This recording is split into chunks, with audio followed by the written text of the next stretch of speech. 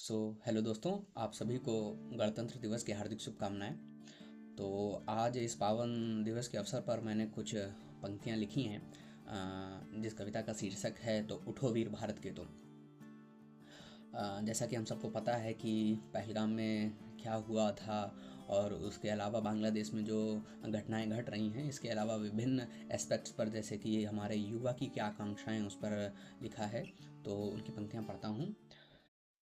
तो कविता कहता हूँ कि पहलगाम में जो लोगों को धर्म देखकर मारा था, कि पहलगाम में जो लोगों को धर्म देखकर मारा था, टीपू चंद्रदास को जो चौराहे पर मार जलाया था।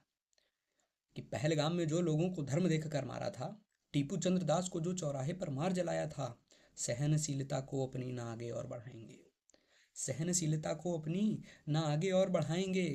भारत के हर दुश्मन को अब रौद्र रूप दिखलाएंगे, भारत के हर दुश्मन को अब रौद्र रूप दिखलाएंगे।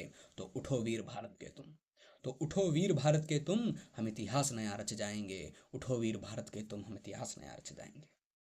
हम चाहते हैं कि भारत विश्व गुरु बने, हम चाहते हैं कि तिरंगा चारों तरफ हमारा लहराए।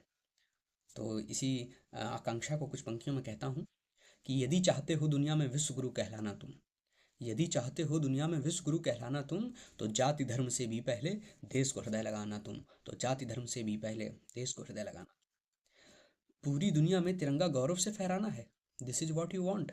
कि पूरी दुनिया में तिरंगा गौरव से फहराना है, उत्तर से दक्षिण भारत तक भगवा ध्वज लहराना है। कि पूरी दुनिया में तिरंगा गौरव से लहराना है, उत्तर से दक्षिण भारत तक भगवा ध्वज फहराना है। तो उठो वीर भारत के तुम, आलस को दूर भगाना है। तो उठो वीर भारत के तुम, आलस को दूर भगाना है। अनुशासन में रह करके हमें अपना धर्म निभाना है, अनुशासन में रह करके हमें अपना धर्म निभाना है। मित्रों, अमेरिका जैसा हमें इस समय टैरिफ आदि से भयभीत करने का प्रयास कर रहा है।